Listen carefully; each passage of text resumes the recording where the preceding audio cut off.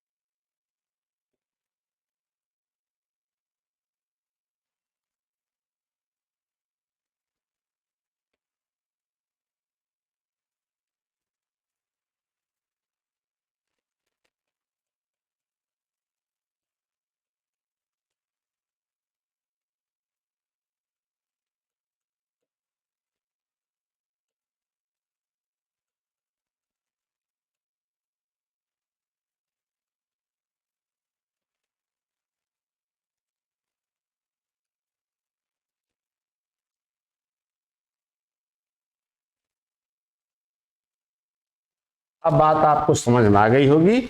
मध्यकालीन भारत के इतिहास से तात्पर्य है 1206 से 1760, दिल्ली सल्तनत का इतिहास 1206 से 1526, मुगल कालीन भारत का इतिहास 1526 से 1707, इन दोनों को मिलाकर कहा जाता है मध्यकालीन भारत का इतिहास। तो आपको जैसा कि मैंने बताया कि 1205 में मोहम्मद गोरी दोबारा भारत आता है, 1206 में उसकी मौत होती है। इसके बाद अब हम लोग यही इतिहास पढ़ेंगे।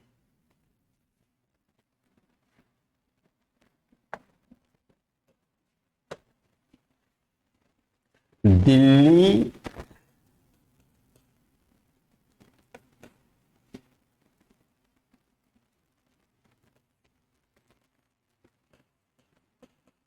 सल्तनत का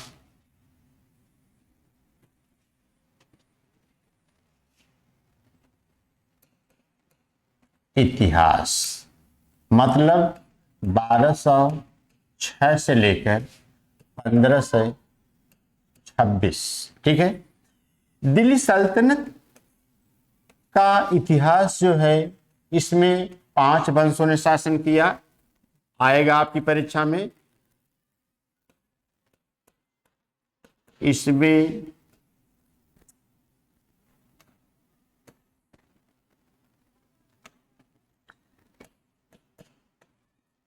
पांच वंशों ने शासन किया।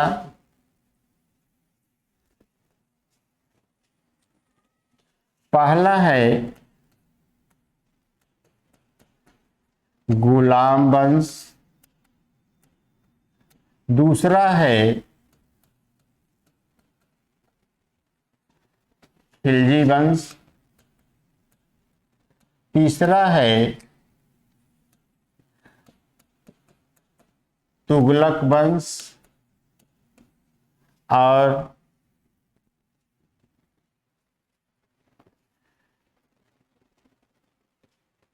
चौथा है सैयद वंश, अंतिम है लोदी वंश। ठीक, हमें सबसे पहले कौन सा वंश पढ़ना है? गुलाम वंश। गुलाम वंश, गुलाम वंश से हमारा क्या तात्पर्य है? 1206 से लेकर 1290। ठीक, गुलाम वंश में हमको क्या पढ़ना है? पहला शासक कौन है? कुतुबुद्दीन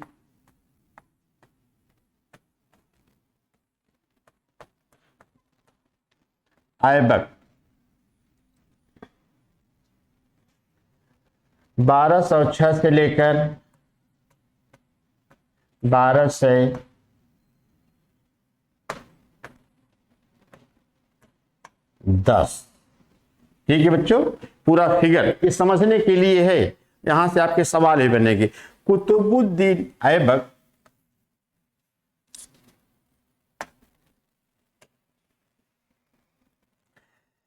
ऐबक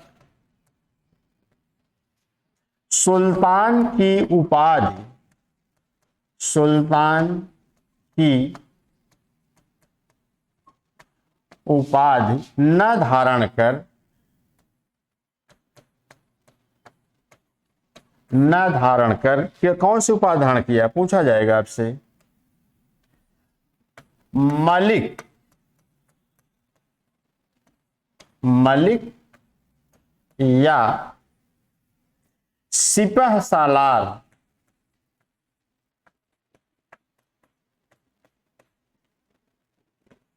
सिपह सालार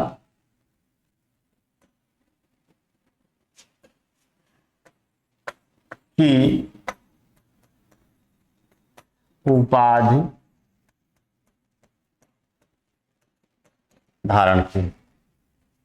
इसे आप स्क्रीनशॉट कर लें, आपके लिए समझने के लिए, और काम की चीजें भी है। उसके बाद फिर हम कुतुबुद्दीन अगला पॉइंट बताते हैं, तुरंत स्क्रीनशॉट करें।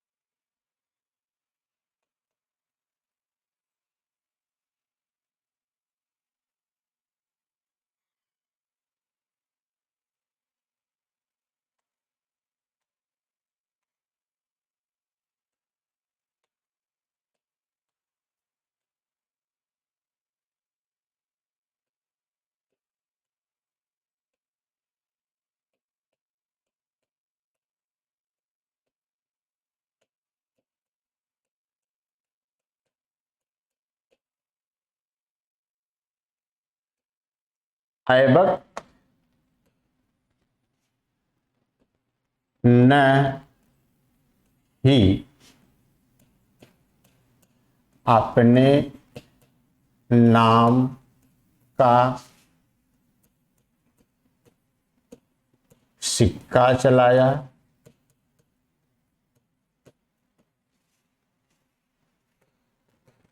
न ही अपना नाम खुतबा में दर्ज कराया। ऐबक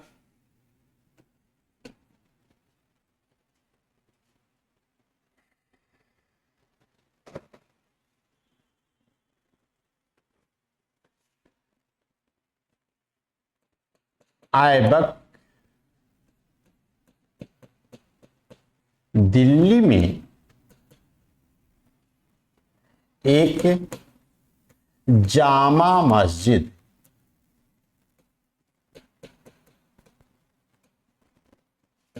कुब्बत उल इस्लाम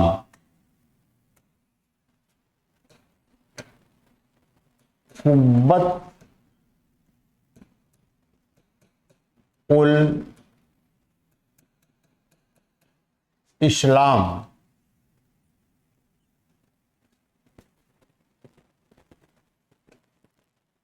इस्लाम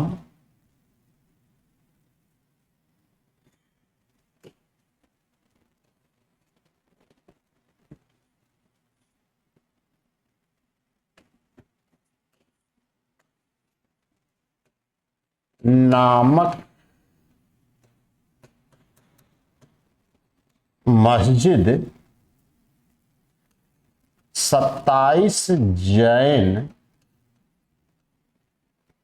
27 जैन मंदिरों को तुड़वाकर बनवाया।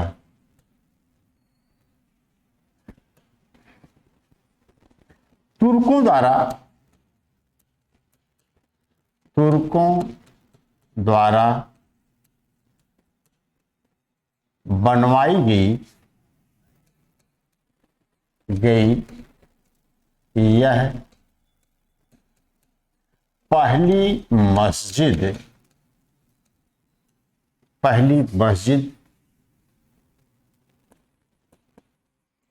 मानी।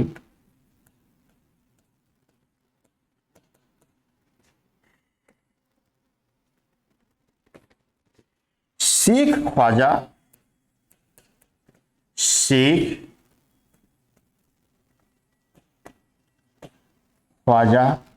बख्तियार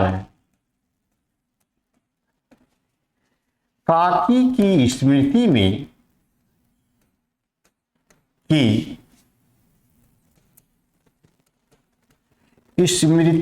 में ऐबक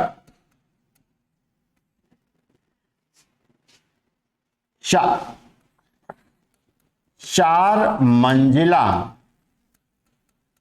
4 मंजिला इमारत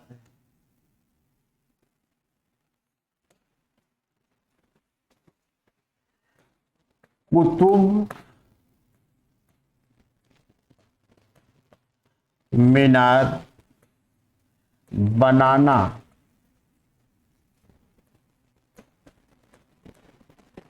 चाहता था, लेकिन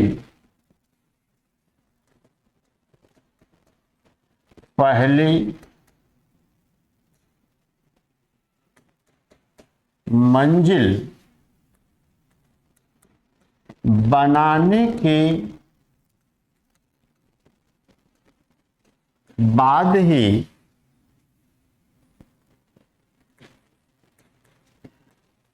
उसकी मृत्यु हो गई। अधूरे कार्य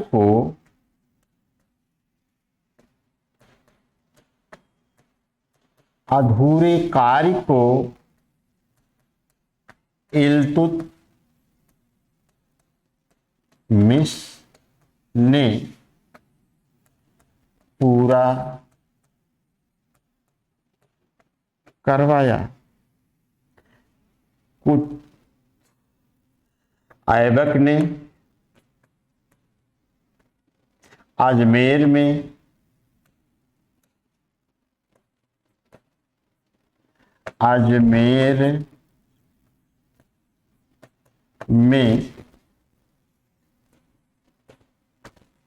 2.5 दिन का झोपड़ा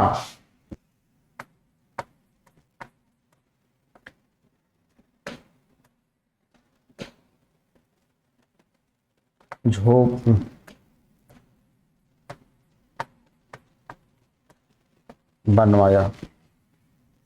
पहले यह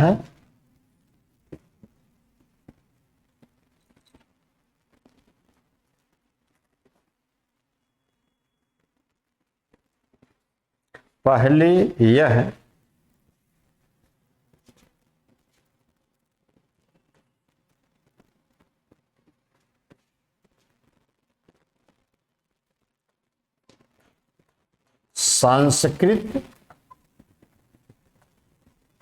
मठ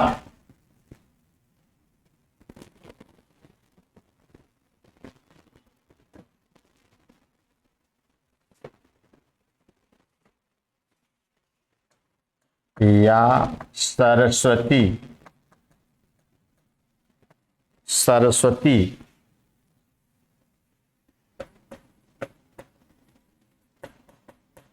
विद्यालय था, जिसे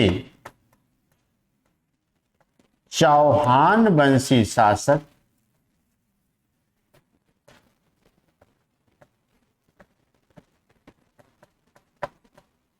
विग्रहराज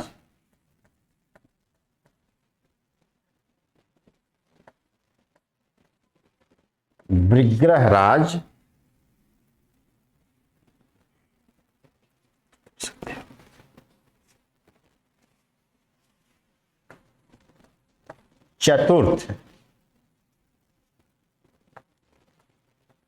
विशल देव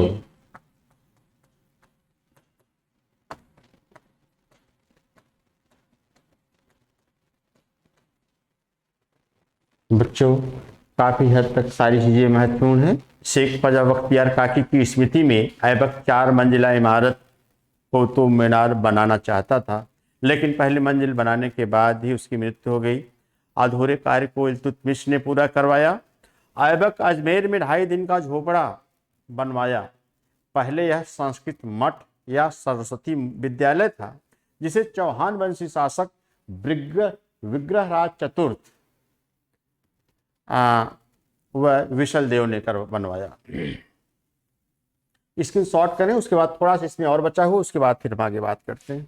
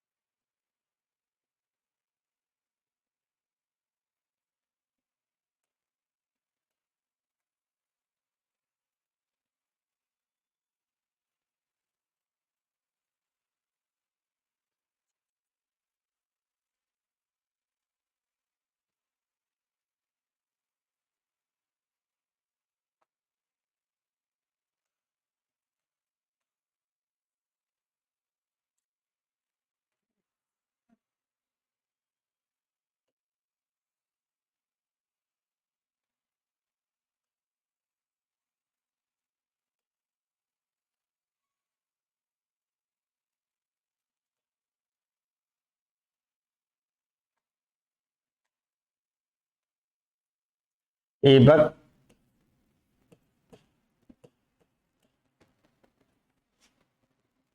दानी था।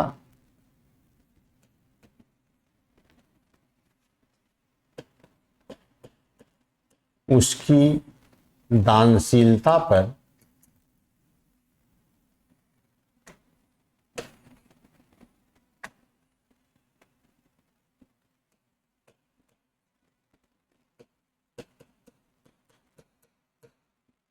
दानशीलता पर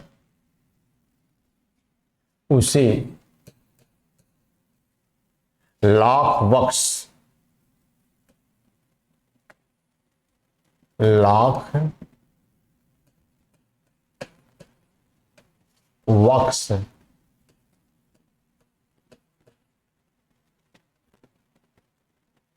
लाख वक्स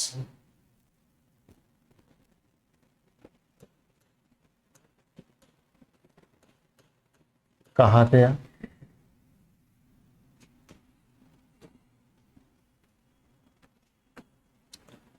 कुरान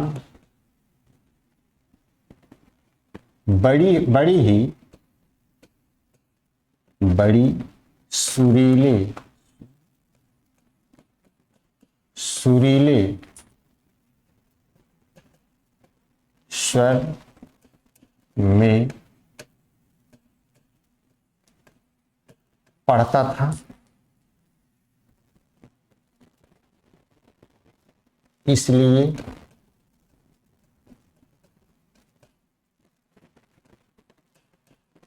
उसे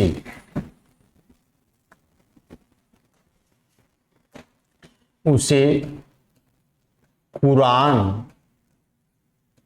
ख्वां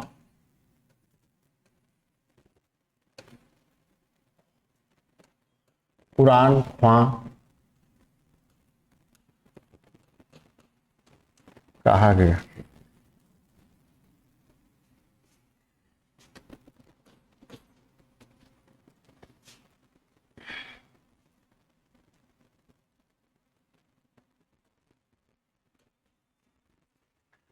बारह से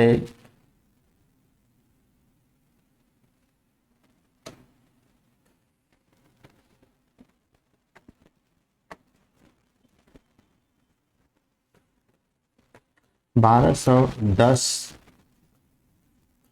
ईस्वी में चौगान इंपॉर्टेंट है। चौगान या पोलो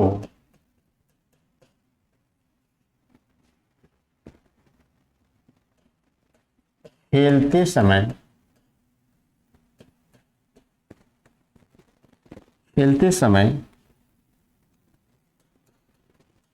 घोड़े से गिरकर उसकी मौत उसे लाहौर में ही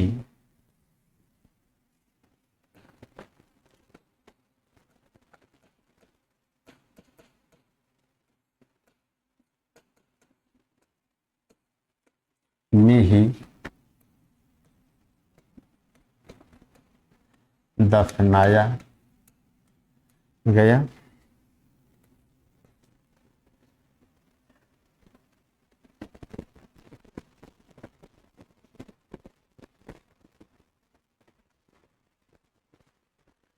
कुतुब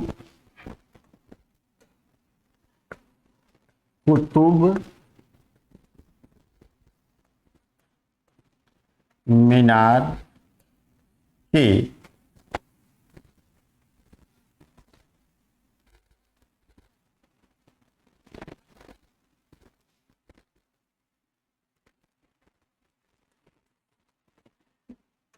कुतुब मीनार जब तूफान के कारण ध्वस्त हुई तब इसका पुनर्निर्माण इसका पुनर्निर्माण फिरोज शाह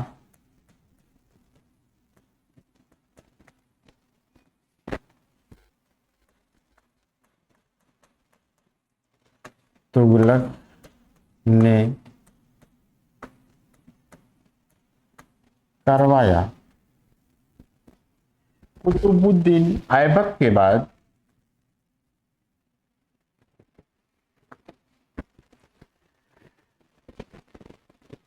ऐबक के बाद नाम मात्र का शासक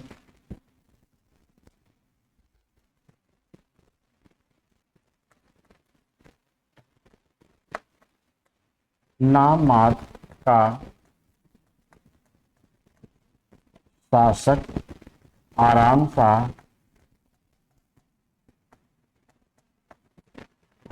सा गद्दी पर बैठा।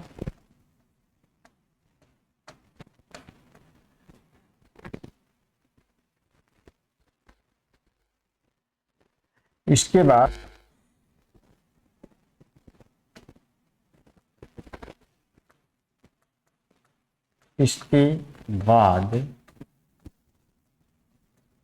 इल्तुतमिश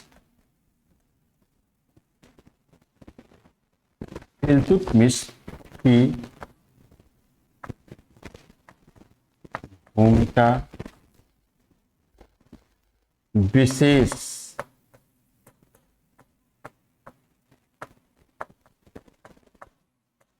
शासकों में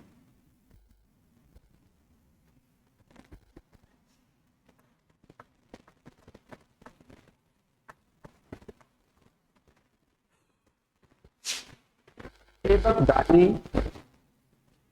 व्यक्ति था। ऐबक दानी, उसकी दानशीलता पर उसे लाख वक्स कहा गया। कुरान बड़ी सुरीले स्वर में पढ़ता था। उसे कुरान ख्वां कर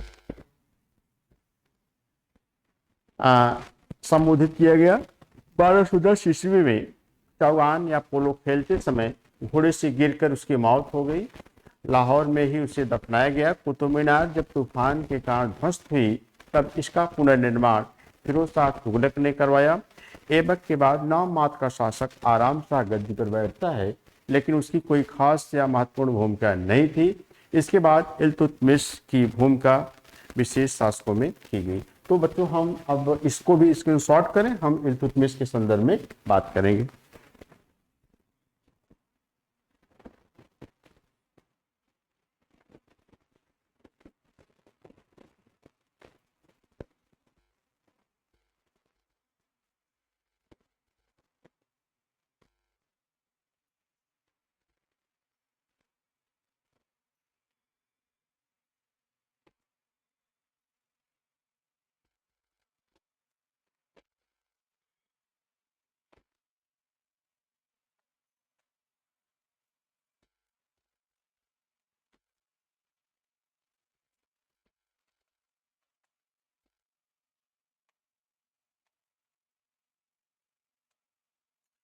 इल्तुतमिश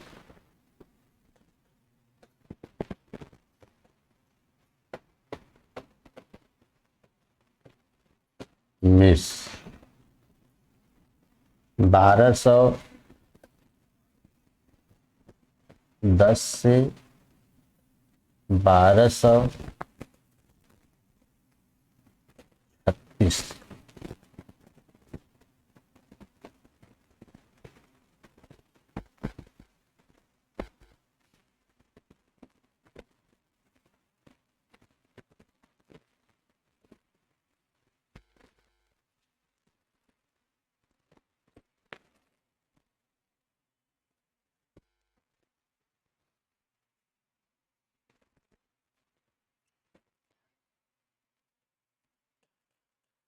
इल्तुतमिश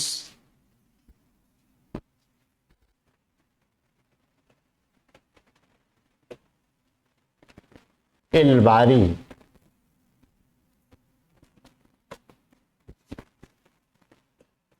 इल बारी जाति का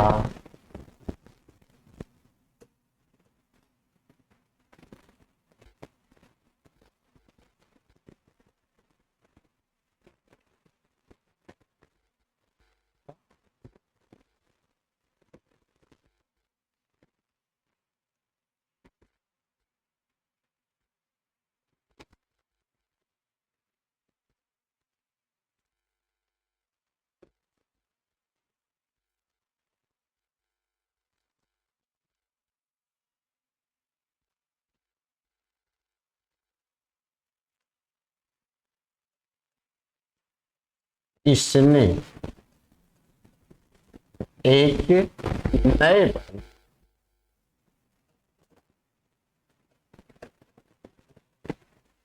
वंश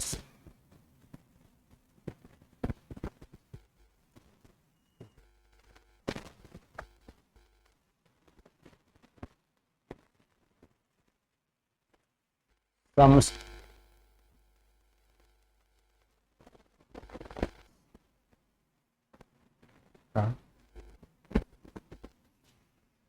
शमसी वंश का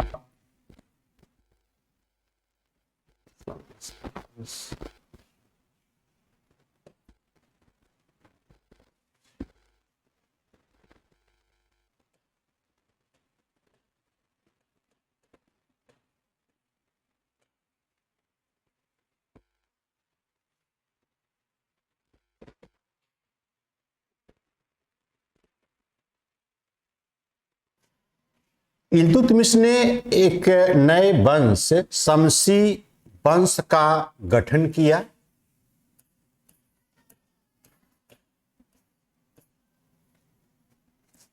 इल्तुतमिश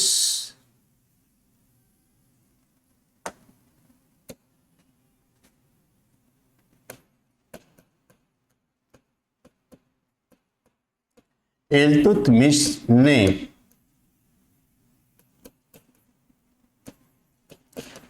लाहौर के स्थान पर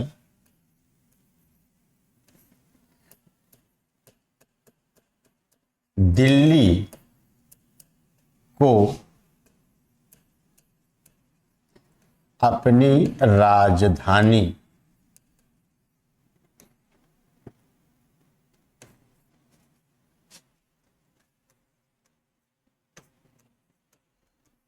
बनाया।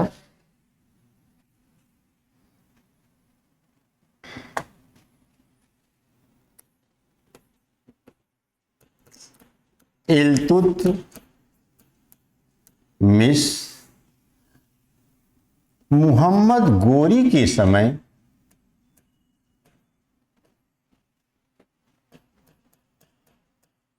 गोरी के समय के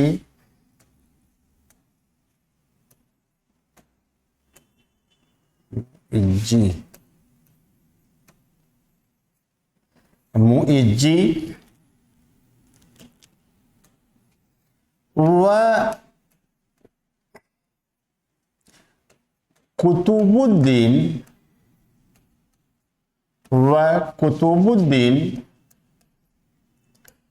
ऐबक की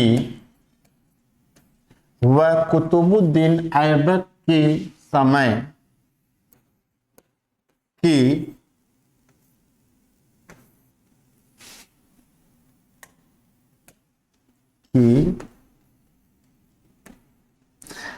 कुतुबी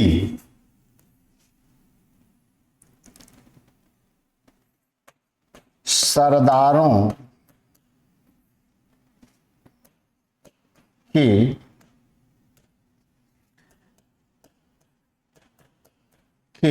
विद्रोह को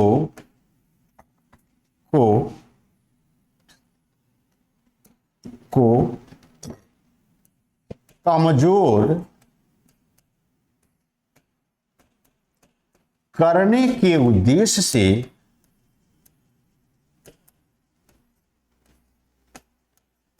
उद्देश्य से उद्देश्य से 40 विश्वसनीय 40 विश्वसनीय सरदारों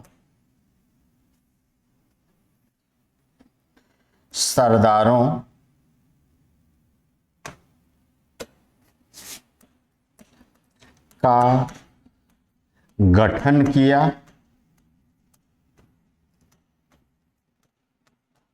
जिसे तुर्कान ए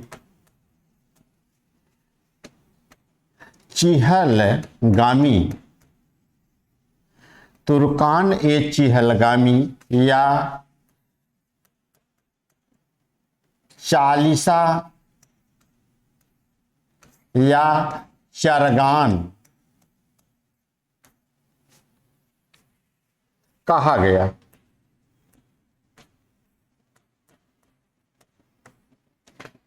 इल्तुतमिश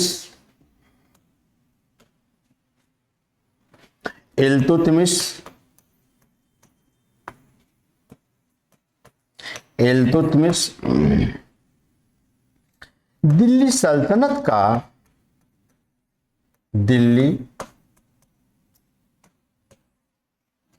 इल्तुतमिश दिल्ली सल्तनत का वास्तविक संस्थापक था। इल्तुतमिश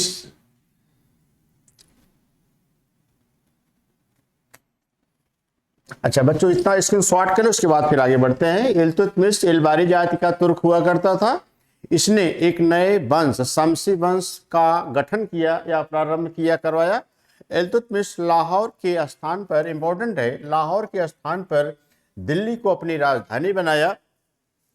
इल्तुतमिश मोहम्मद गोरी के समय के मुइज्जी व कुतुबुद्दीन ऐबक के समय के कुतुबी सरदारों के विद्रोह को कमजोर करने के उद्देश्य से 40 विश्वसनीय सरदारों का गठन किया, जिसे तुर्कान ए चेहलगामी या चालीसा या चरगान कहा गया। इल्तुतमिश दिल्ली सल्तनत का वास्तविक संस्थापक था। इसे आप स्क्रीनशॉट करें, उसके बाद फिर हम आगे बढ़ते हैं।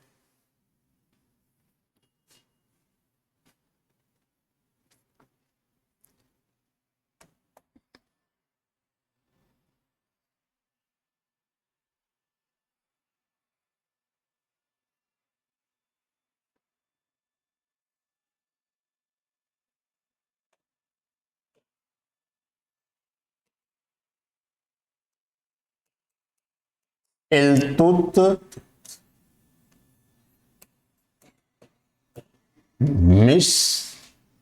1229 ईस्वी में बगदाद के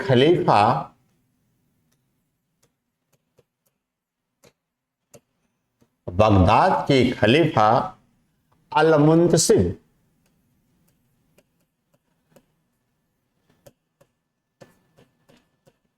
अल-मुंतसिब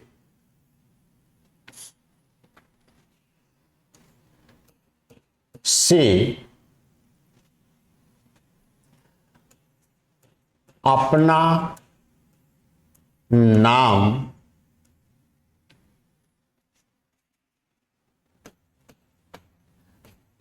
खुतबा में दर्ज करवा कर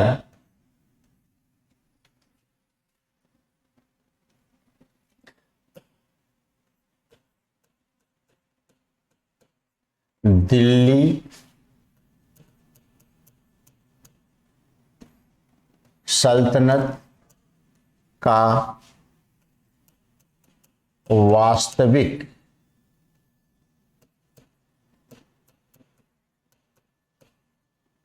संस्थापक बना।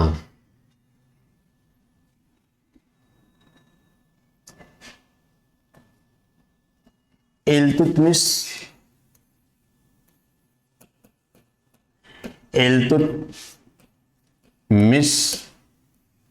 पश्चिमी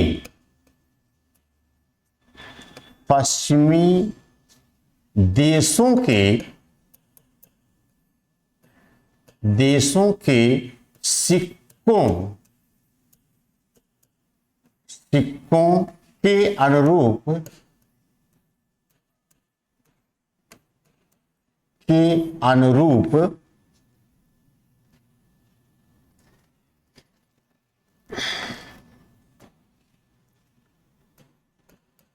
दो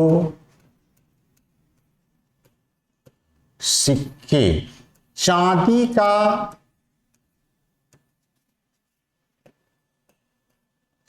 का टंका व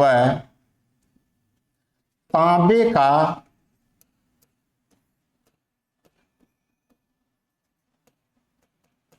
का जीतल चलवाया।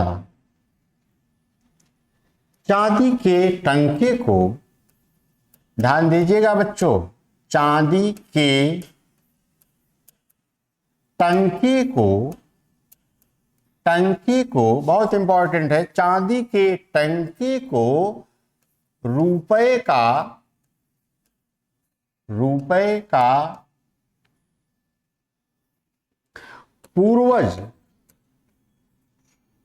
पूर्वज भी कहा जाता है।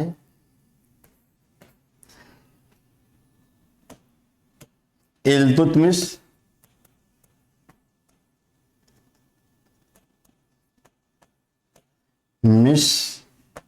ने दो कॉलेज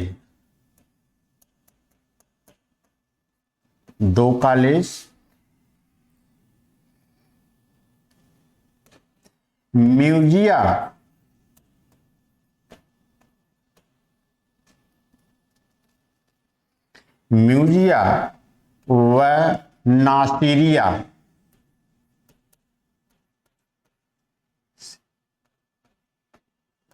नारसीरिया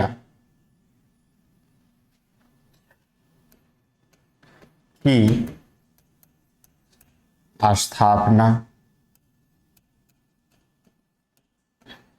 करवाया।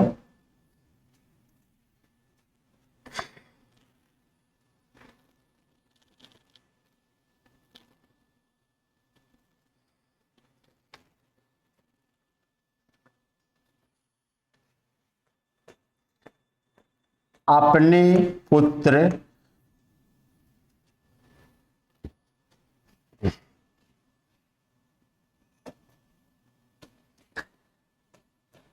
नासिरुद्दीन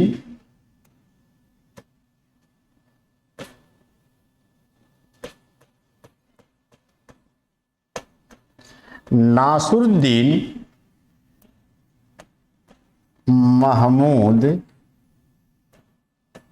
की याद में एक मकबरा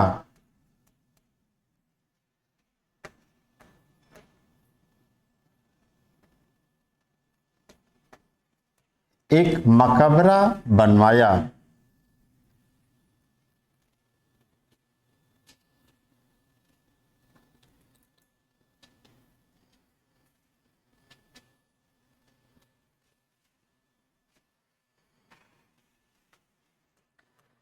तुर्कों द्वारा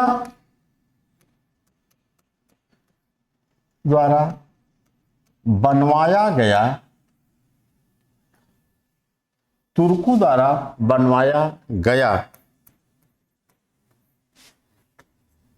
यह पहला मकबरा था, इसलिए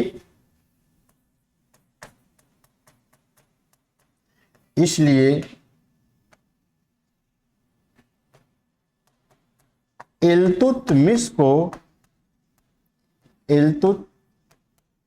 को मकबरा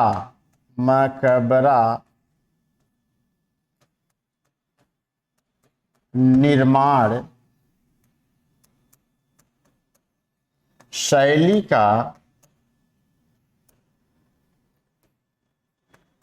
जन्मदाता भी कहा जाता है। और इल्तुतमिश अपनी मृत्यु से पहले अपना उत्तराधिकारी अपनी योग्य पुत्री रजिया को सौंप करके मरा था। लेकिन आगे हम बात करते हैं, पहले आप इसको स्क्रीनशॉट लें। इल्तुतमिश 1229 ईस्वी में बगदाद के खलीफा अल-मुंतसिब से अपना नाम खुतबा में दर्ज करवाकर दिल्ली सल्तनत का रियल फाउंडर या वास्तविक संस्थापक बना। इल्तुतमिश पश्चिमी देशों के सिक्कों के अनुरूप, पूछा जाएगा, ध्यान दीजिएगा, पश्चिमी देशों के अनुरूप सिक्कों के अनुरूप 2 सिक्के, चांदी का टंका और तांबे का जीतल चलवाया। चांदी के टंके को आपसे पूछा जाएगा एसआई या इस तरह की परीक्षाओं में, रुपए का पूर्वज किसे कहा जाता है। मैं एक बार नहीं कई बार चिल्ला कर बतला रहा हूं। रुपए का पूर्वज, देखिए, चांदी के टंके को रुपए का पूर्वज भी कहा जाता है। 2 सिक्के चलाए, चांदी का टंका और तांबे का जीतल। इल्तुतमिश ने 2 कॉलेज, एक म्यूजिया, एक नासिरिया की स्थापना करवाया और अपने पुत्र नासरुद्दीन महमूद की याद में उसने मकबरा बनवाया। क्योंकि तुर्कों द्वारा बनवाया गया यह पहला मकबरा था, इसलिए इल्तुतमिश को, देखिए यह लिखा गया, मकबरा निर्माण शैली का जन्मदाता किसे कहा जाता है। आपका बुकलेट सीरीज का जो टॉपिक बनेगा वो इस तरह से, मकबरा निर्माण शैली का जन्मदाता किसे कहा जाता है, इल्तुतमिश। लेकिन जब आप बाकायदे ईमानदारी से पढ़े रहे होंगे तो एक बात हो गई। इसके अलावा चरगान की बात मैंने किया, इसके पहले चालीसा की बात किया, मुइज्जी की बात किए।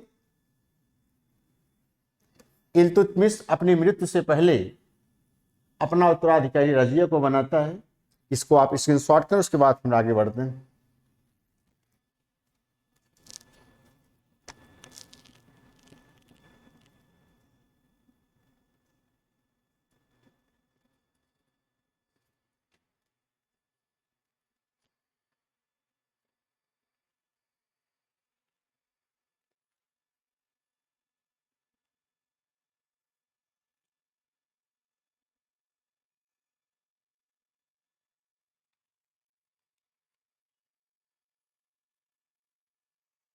चलिए,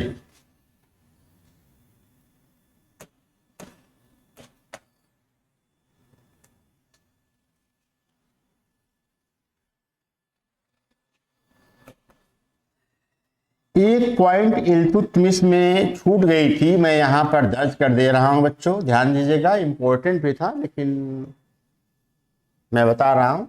इल्तुतमिश ने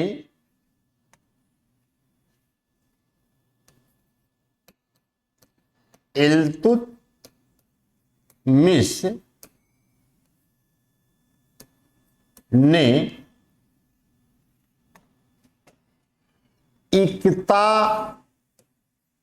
बहुत इंपॉर्टेंट है, इक्ता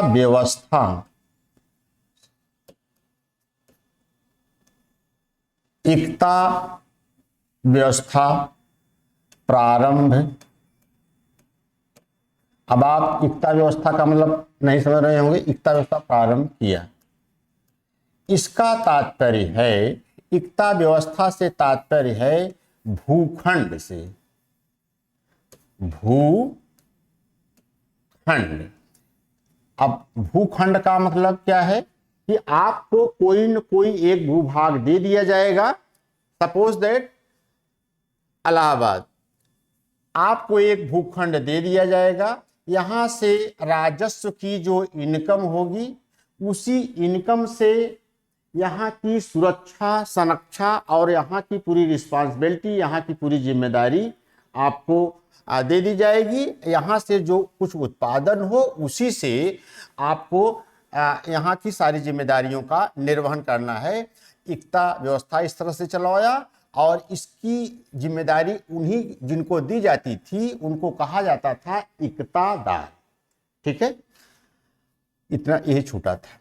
आइए हम बात करते हैं इल्तुतमिश के बाद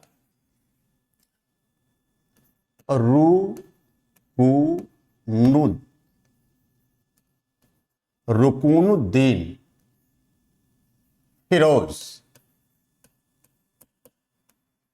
रुकूनुद्दीन फिरोज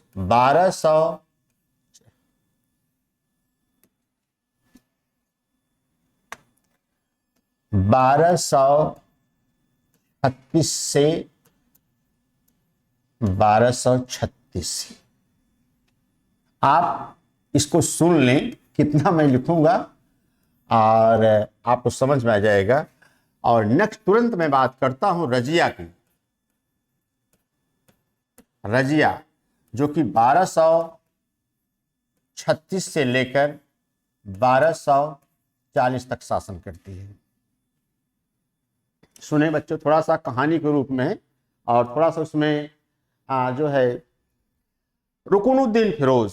आपको मैंने अभी अभी बतलाया इल्तुतमिश की जब मौत होने को हुई जो है उसके सभी बच्चे उसके सामने पहुंचते हैं और सभी बच्चे जो है भोग विलास और निष्क्रियता की अवस्था में जब उसको दिखे तो अपनी योग्य पुत्री रजिया को वह सुल्तान बनने की बात करता है और जो है उसकी मौत हो जाती है। लेकिन मौत होने के बाद रुकनुद्दीन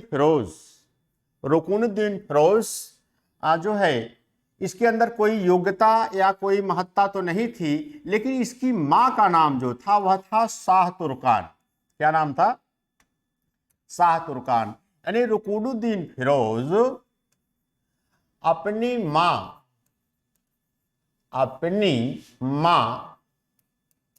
शाह तुर्कान, यही थोड़ा सा इंपॉर्टेंट है, इसकी मां का नाम था शाह तुर्कान। रुकनुद्दीन फिरोज अपनी मां शाह तुर्कान के सहयोग से गद्दी पर बैठता है, लेकिन गद्दी पर तो जरूर बैठा लेकिन कोई महत्वपूर्ण भूमिका नहीं रही, निष्क्रिय रहा, अयोग्य रहा, शासन को संचालित करने में इसकी कोई महत्वपूर्ण भूमिका नहीं रही। मां ही महत्वपूर्ण रोल अदा करती रही, लेकिन कुछ समय बाद में ये भी खत्म हो जाते हैं। रजिया को यह बात बिल्कुल अच्छी नहीं लगी। पिताजी अपने मृत्यु के पहले ही बतला चुके थे कि जो है हमारी मृत्यु के बाद तुम्हें सिंहासन पर बैठना है, लेकिन जबरदस्ती रुकनुद्दीन फिरोज अपनी मां शाह तुर्कान के सहयोग से शासक बन बैठे, लेकिन कोई महत्वपूर्ण रोल नहीं रहा। रजिया इनके खिलाफ जनता के सामने लाल वस्त्र पहनकर न्याय की गुहार लगाई। बच्चों ध्यान दीजिएगा, रजिया जनता के सामने लाल वस्त्र पहन करके न्याय की गुहार लगाई। ध्यान दीजिएगा, हाइलाइटेड की बात मैं कर रहा हूं। मध्यकाल में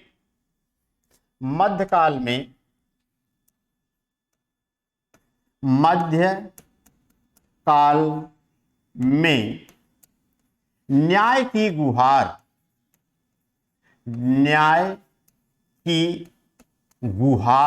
यानी आवाज, न्याय की गुहार, लाल वस्त्र, लाल पूछा जा सकता है, लाल वस्त्र पहन कर की जाती है। मध्यकाल में न्याय की गुहार लाल वस्त्र पहनकर की जाती थी।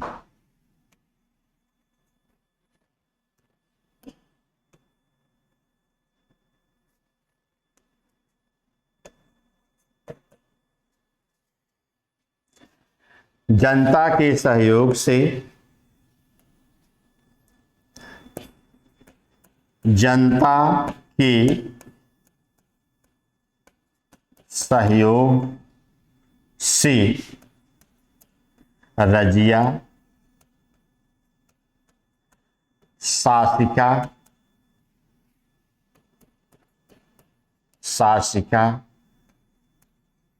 बनी।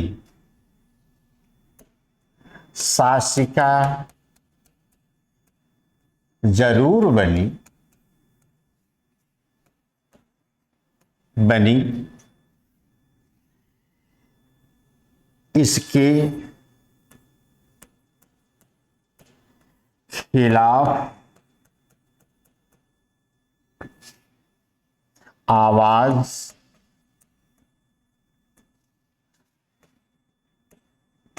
उठनी शुरू हुई।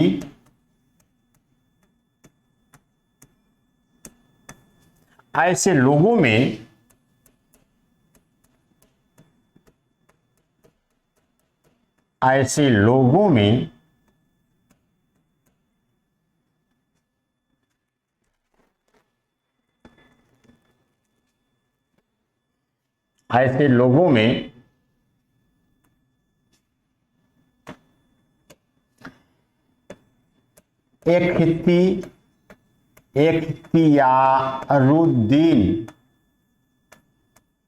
इख्तियारुद्दीन इतगिन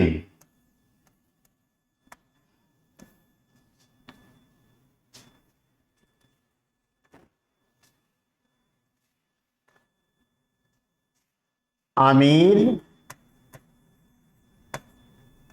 ए हाजिब और जमालुद्दीन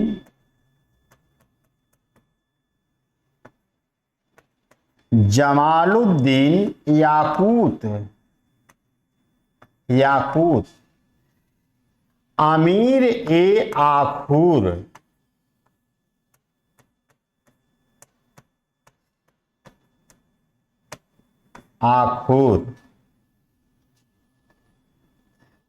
कबीर खां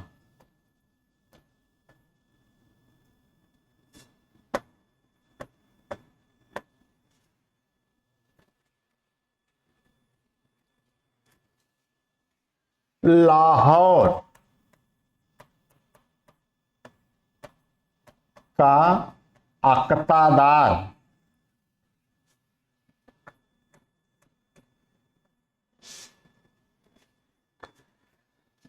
अल्तूनिया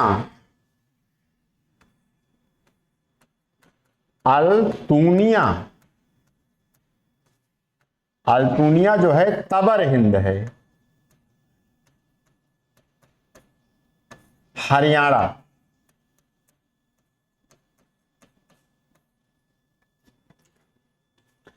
अच्छा, रजिया जो है जनता के सहयोग से सिंहासन पर जरूर बैठती है, लेकिन सिंहासन पर बैठते ही एक महिला होने की वजह से उसके खिलाफ आवाज उठनी शुरू होती है और रजिया जो है विरोध का सामना स्वयं करती है। और उस समय के जो बुजुर्ग कट्टरपंथी मुस्लिम बुजुर्ग थे, रजिया जब उनके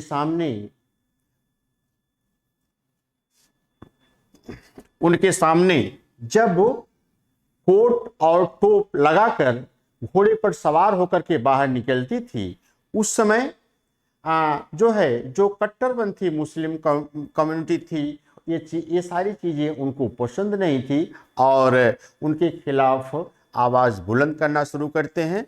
और इस तरह के लोगों को शांत करने के लिए रज़िया ने दिमाग लगाया। इख्तियारुद्दीन एतिगिन इख्तियारुद्दीन एतिगिन को रज़िया ने अमीर ए हाजिब के पद पर नियुक्त किया। अमीर ए हाजिब के पद पर रखता है। अमीर ए हाजिब से हमारा तात्पर्य है दरबारी शिष्टाचार की रिस्पॉन्सिबिलिटी या जिम्मेदारी अमीर ए हाजिब को दे दी गई। फिर जमालुद्दीन याकूत को अमीर ए आखूर पद पर रख दिया गया। अमीर ए आखूर से हमारा आशय है असफाला या घुड़सवार का अध्यक्ष।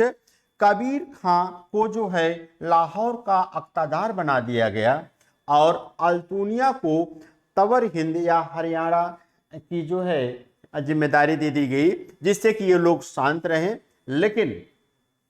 लेकिन इतना सब रज़िया के इतना सब कुछ करने के बावजूद जो है उसके खिलाफ आवाज़ कमज़ोर नहीं पड़ी। और जब रज़िया मजबूर हो गई तो अल्तुनिया से अंत में जाकर के शादी भी कर लिया कि अब जो है विद्रोह शांत हो जाए। अल्तुनिया से शादी करने के बाद भी जो है विद्रोह जो है शांत नहीं रहे रज़िया के खिलाफ। और बहराम शाह ने कैथल नामक स्थल पर रज़िया की हत्या कर देते हैं और रज़िया की जो है मौत हो जाती है। और एक बात, मध्यकालीन भारत के इतिहास में पहली महिला शासिका रज़िया, यहां मैं लिख दे रहा हूं, मध्यकालीन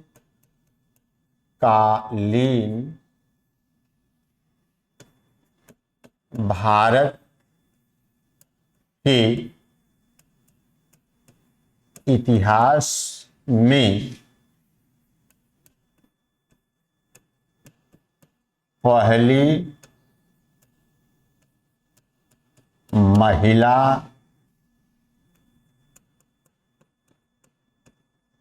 शासिका रज़िया। तो 1236 से लेकर 1240 तक जो है रज़िया शासन करती है। और जो है मध्यकाल में न्याय की गुहार लाल वस्त्र पहन करके आपसे पूछा जाएगा। और जनता के सहयोग से रज़िया शासिका जरूर बनी लेकिन इसके खिलाफ। तो बच्चों इसको भी स्क्रीनशॉट कर लें। और ये रहा आपका जो है रज़िया।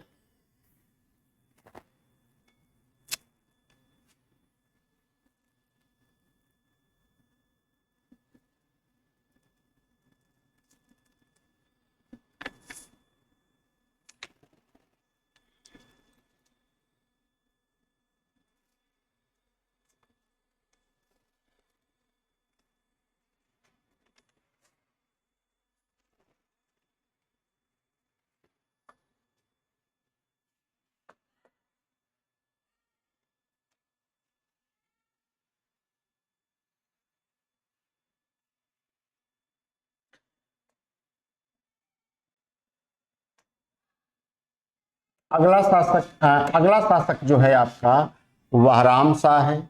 वह है राम शाह। कोई खास भूमिका नहीं रही है इनकी। 1240 से 1242 तक राज करते हैं। ये सीरियल मिलाने के लिए मैं इतना यहाँ पर मेंशन कर दे रहा हूँ। बहराम शाह शासक बनता है रज़िया के बाद।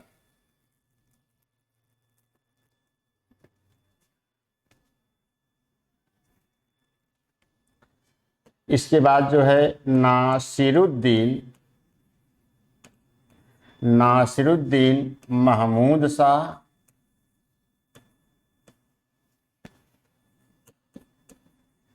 इनका भी जो पीरियड है 1242 से 1246 तक होता है। और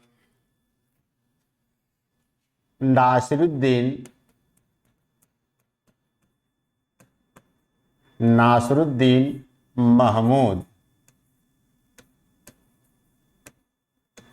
यह जो है 1246 से 1265 तक। ठीक है, इस सीरियल मिलाने के लिए जिससे कि क्रम अव्यवस्थित ना हो, क्योंकि कभी कभी जो है आप लोगों से क्रम मिलाने की ही बात की जाती है।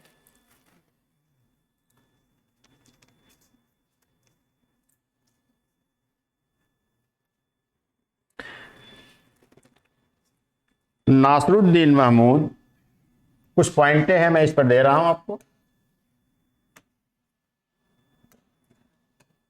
नासिरुद्दीन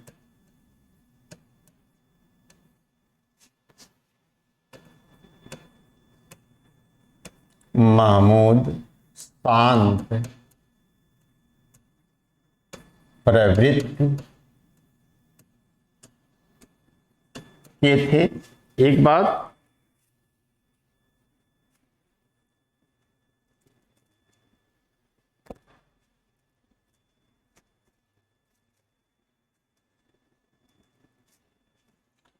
मिनहाज मिनहाज उस सिराज ने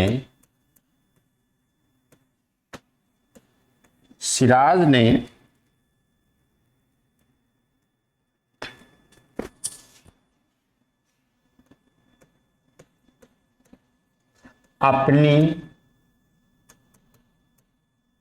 पुस्तक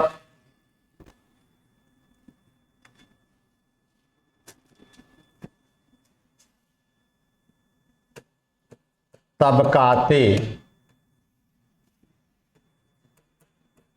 नासरी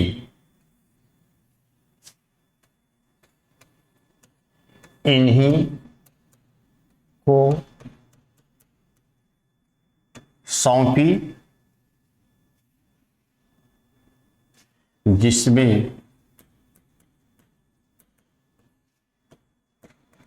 इन्हें दिल्ली सल्तनत का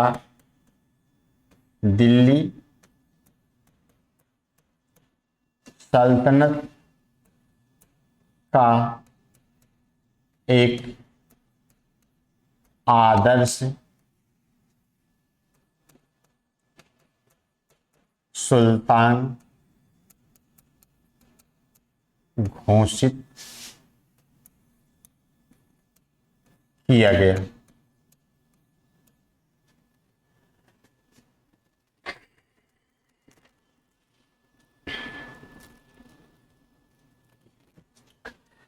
नासरुद्दीन महमूद के संदर्भ में कुछ इस तरह की भी बातें की जाती हैं कि नासरुद्दीन महमूद शाह जो है अपने खाली समय में कुरान की आयतों को लिखना, पतंग बनाना आदि इस तरह की चीज़ों को व्यवस्थित करके वह जो है मार्केट या बाजार में ले जा करके बेचते थे। उसके बाद उसी से अपना जीव को, तो इतिहासकार लोग हैं, तमाम तरह की बातें उल्लेखित करते हैं। लेकिन सबसे महत्वपूर्ण चीज़ ये है कि नासरुद्दीन महमूद जो है शांत स्वभाव का था। एक बात, मिनहाज उस सिराज ने अपनी पुस्तक तबकात नासरी इन्हीं को सौंपी थी।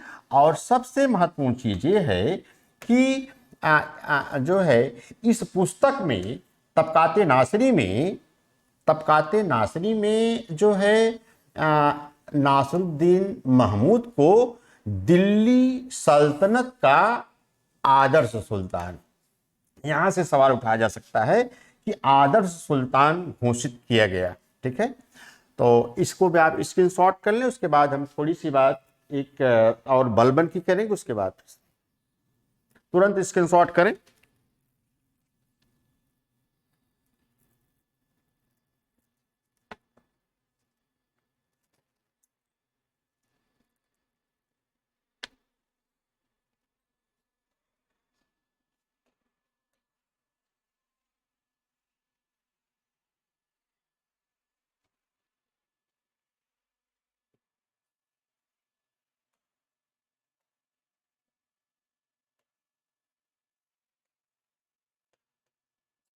बलबन 1200 66 से 1286।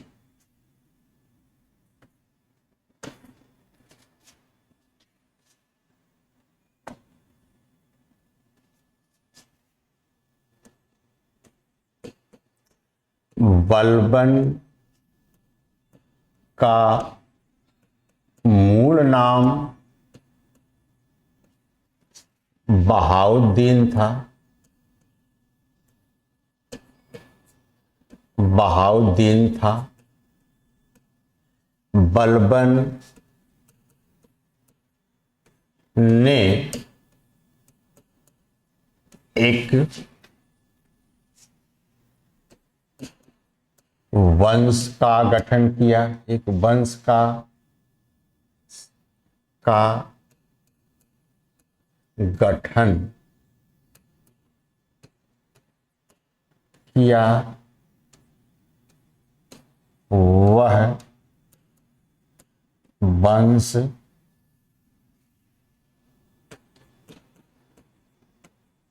बलबनी वंश था।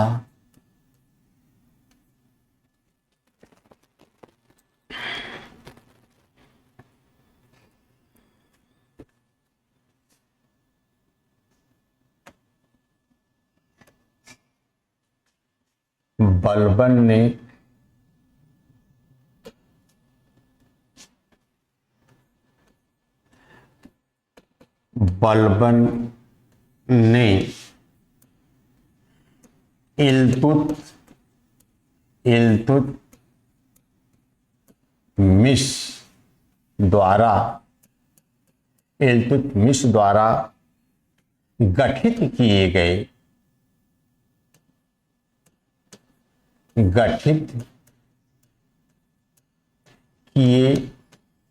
गए चालीसा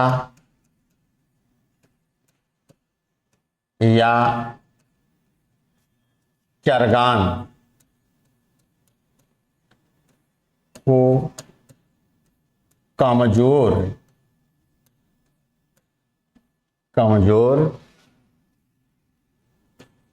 या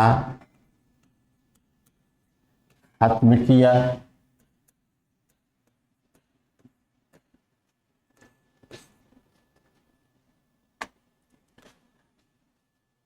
बलबन दीवान ए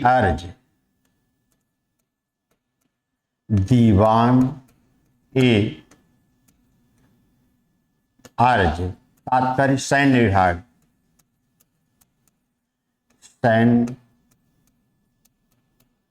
सैन्य विभाग दीवान ए अर्ज नामक विभाग का गठन किया।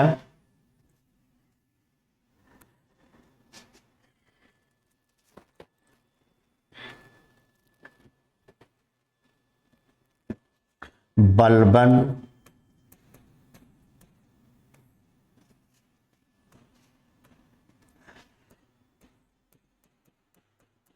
दिल्ली सल्तनत का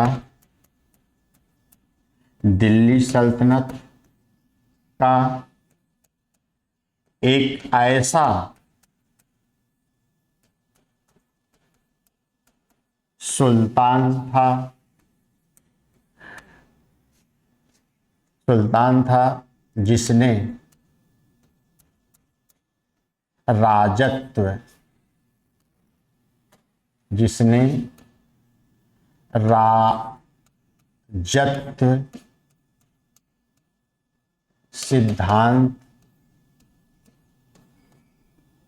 सिद्धांत की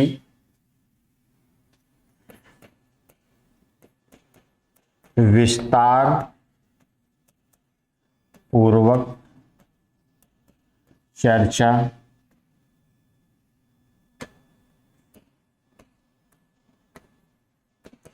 की है। राजत्व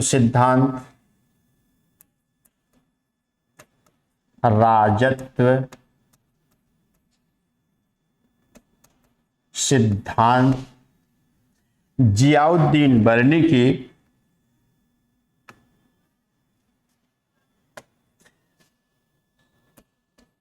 जियाउद्दीन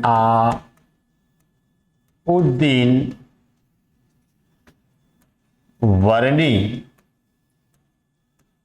की पुस्तक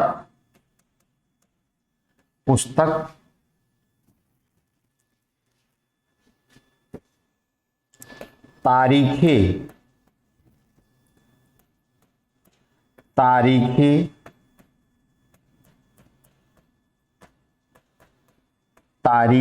फिरोजशाही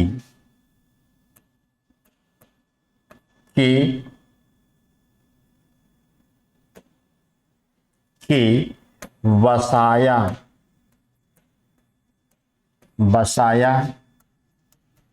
नामक अध्याय से लिया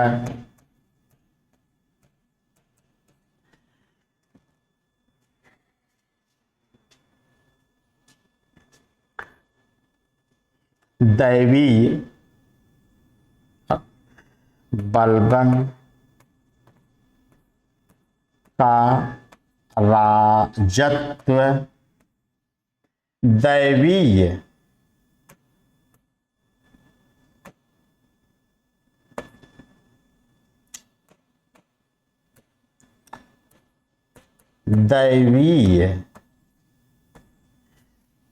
सिद्धांत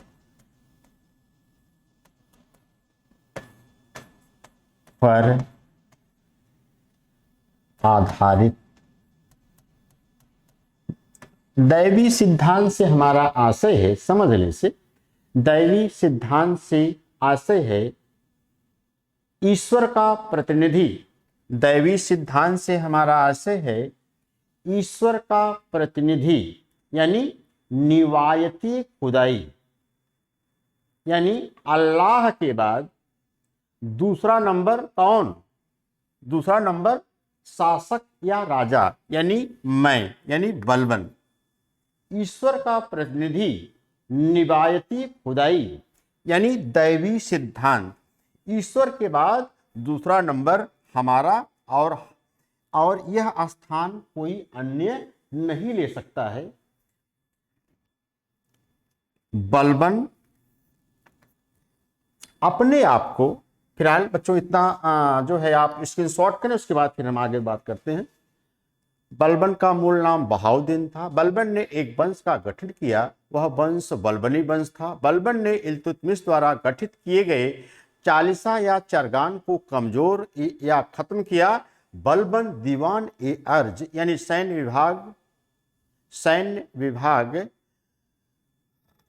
नामक विभाग का गठन किया। बलबन दिल्ली सल्तनत का एक ऐसा सुल्तान था जिसने राजत्व सिद्धांत की विस्तार पूर्वक चर्चा की है। राजत्व सिद्धांत जियाउद्दीन बर्नी की पुस्तक तारीखी फिरोजशाही के वसाया नामक अध्याय से लिया गया है। बलबन का राजत्व दैवी सिद्धांत पर आधारित था। दैवी सिद्धांत से तात्पर्य है ईश्वर का प्रतिनिधि, यानी राजा, यानी बलबन, जिसको कि हम निवायती खुदाई के नाम से जानते हैं। तुरंत स्क्रीनशॉट करें, इसके बाद थोड़ा सा हम इस पर और बात करेंगे।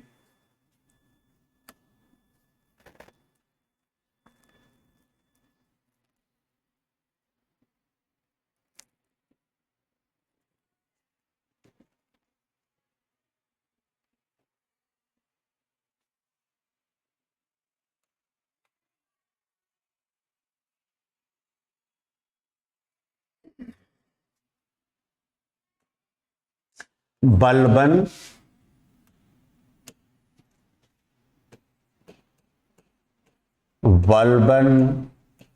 अपना दरबार, इंपॉर्टेंट है, बलबन अपना दरबार ईरानी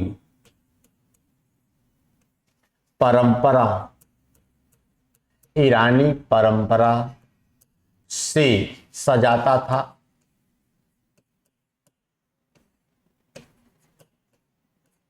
बलबन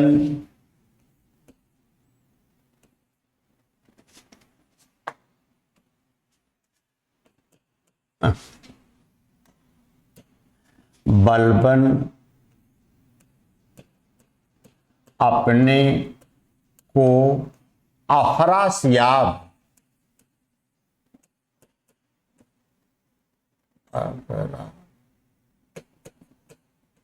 सियाब अफरासियाब वंश फारस का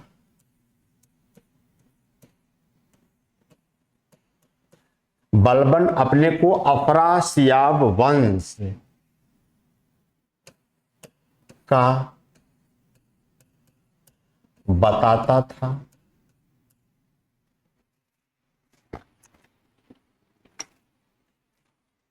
बलबन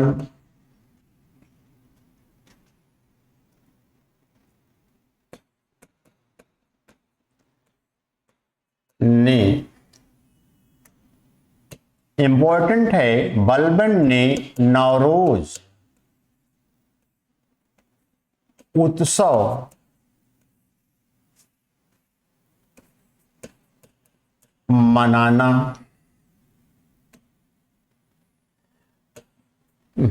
प्रारंभ किया।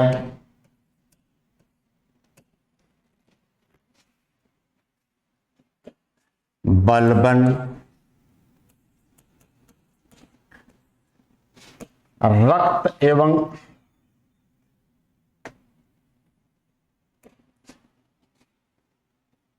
लौह एवं रक्त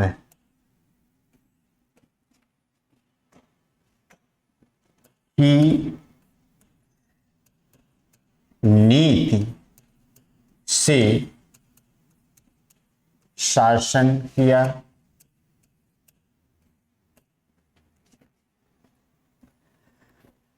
बलबन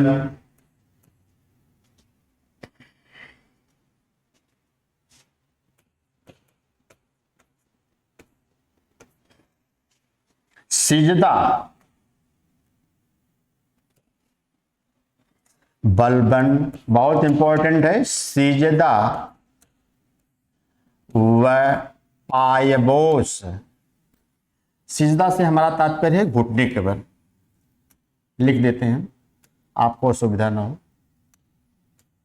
बलबन सिजदा, सिजदा से हमारा तात्पर्य है, सिजदा से हमारा तात्पर्य है घुटने के बल,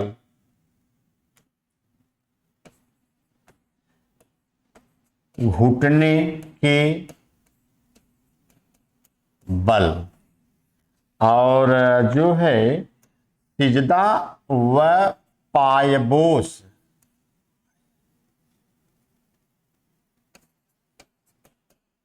पायबोस, पायबोस का मतलब दंडवत।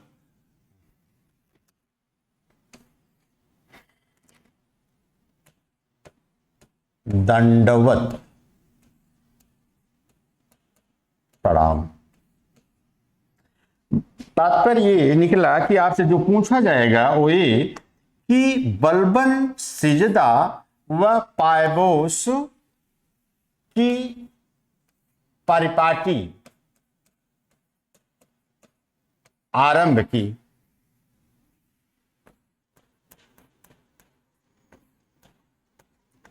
आरंभ की।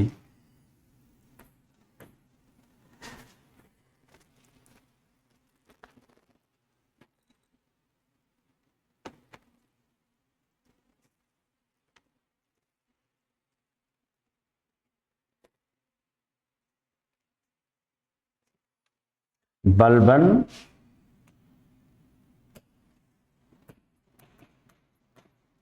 संगीत मध्य आदि पर प्रतिबंध लगाया। बच्चों इसको स्क्रीनशॉट करें, उसके बाद फिर हम आगे बात करते हैं। बलबन नौरोज उत्सव मनाना प्रारंभ किया, इंपॉर्टेंट है। बलबन लौह एवं रक्त की नीति का शासन किया।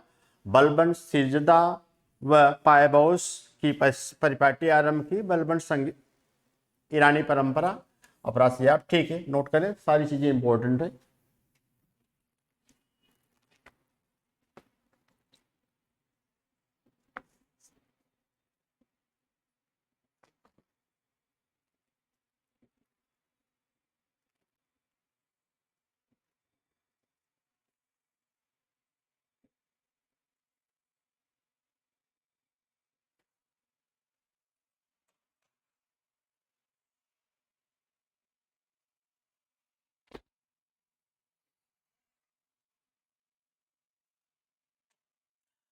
बलबन की मौत,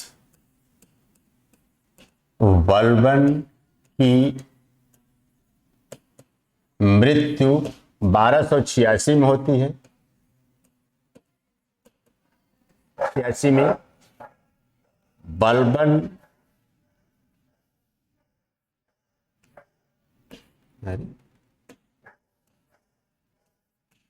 बलबन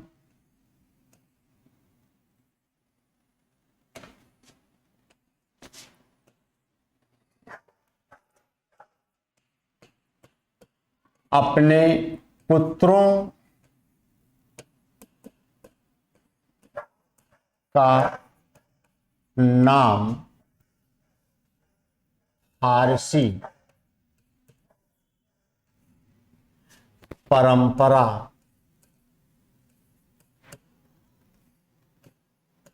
के अनुरूप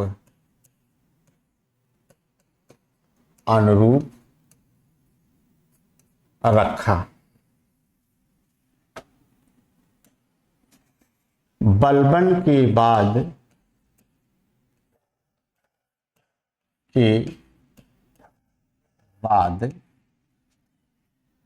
काय खुसरो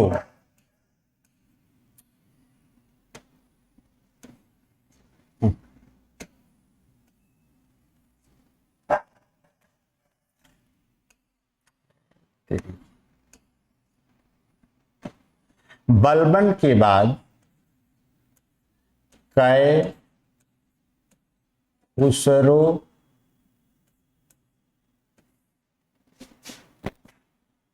फिर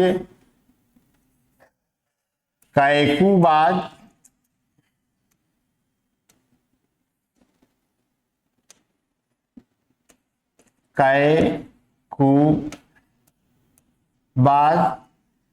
फिर क्यूमर्स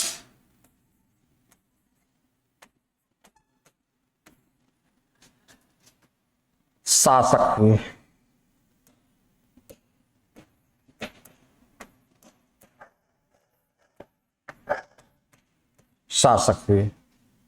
अच्छा,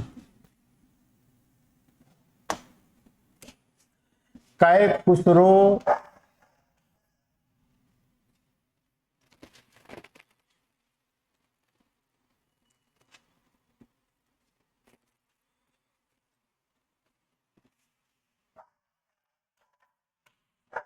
कमजोर व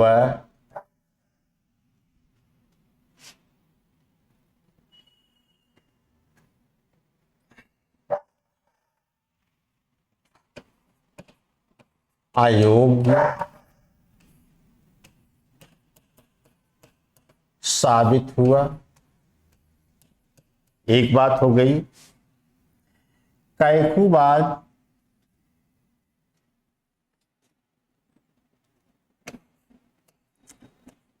ने एक गैर तुर्क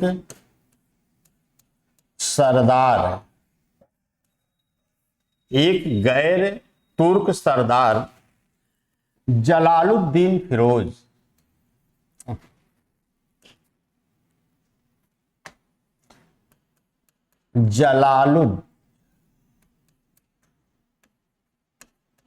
जलालुद्दीन फिरोज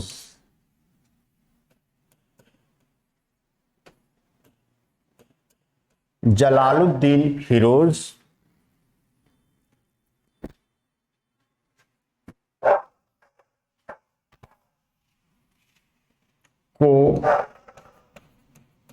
अपना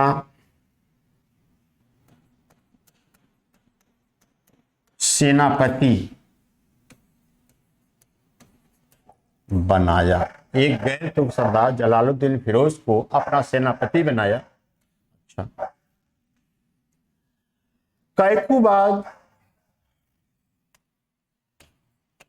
कैकुबाद को लकवा मार दिया।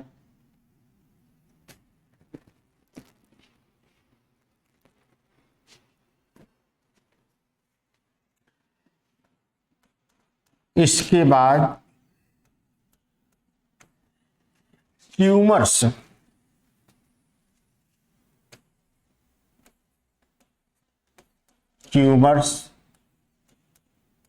शासक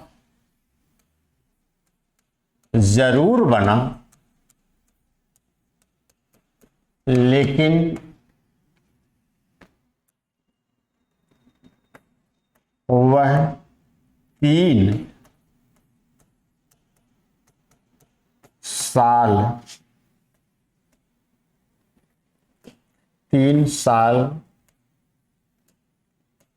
का ही था।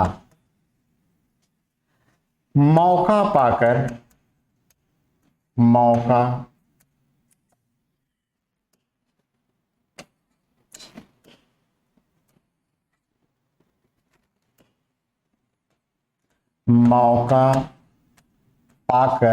जलालुद्दीन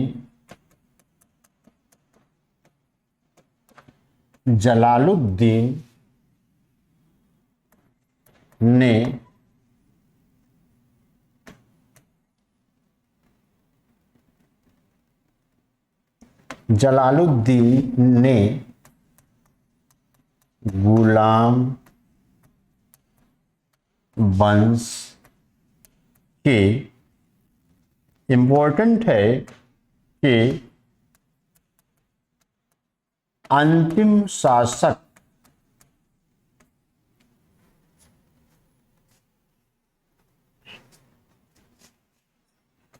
क्यूमर्स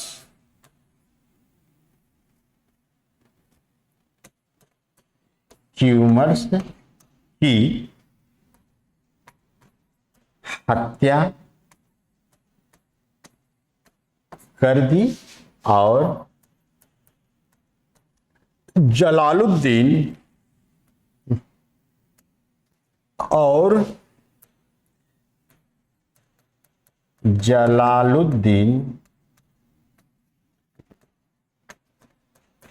फिरोज ने खिलजी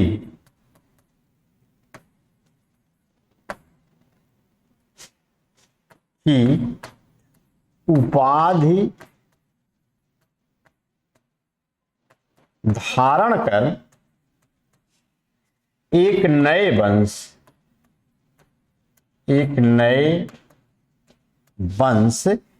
खिलजी वंश की स्थापना की।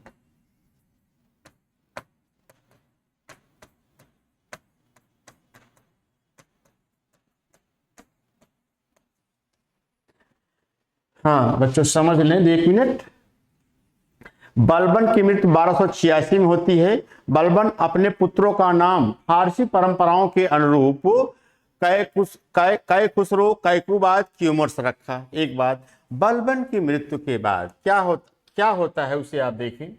बलबन की मृत्यु के बाद कैखुसरो शासक बनता है, जो कि कमजोर व अयोग्य साबित हुआ। और कैखुसरो के बाद कौन आया? कैकुबाद आया। कैकुबाद ने एक गैर तुर्क सरदार जलालुद्दीन फिरोज को अपना सेनापति बनाया। और उसी दौरान कैकुबाद को लकवा मार दिया, यानी इनको लकवा मार दिया। जब लकवा मार दिया तो पूरी तरह से बेकार हो गए, लकवा मार दिया। इसके बाद जो है क्यूमर्स शासक बनता है। क्यूमर्स शासक जरूर बना, लेकिन वह 3 साल का ही था। क्यूमर्स, इनके बाद शासक क्यूमर्स बनता है, लेकिन यह मात्र 3 साल का ही था। और मौका पाकर ये जो गैर तुर्क सरदार था, मौके की तलाश में था ही, मौका पाकर जलालुद्दीन फिरोज ने गुलाम वंश के अंतिम शासक, यहां से आपका क्वेश्चन तैयार हो रहा, गुलाम वंश के अंतिम शासक क्यूमर्स की हत्या कर दी और जलालुद्दीन फिरोज ने खिलजी की उपाधि, यही खिलजी की उपाधि धारण कर एक नए वंश, खिलजी वंश की स्थापना की। तो प्यारे प्रिय बच्चों, इसे आप स्क्रीनशॉट करें और हम अगले टर्न पर अब हम बात करेंगे आपसे खिलजी वंश। तब तक के लिए थैंक यू, धन्यवाद, जय हिंद।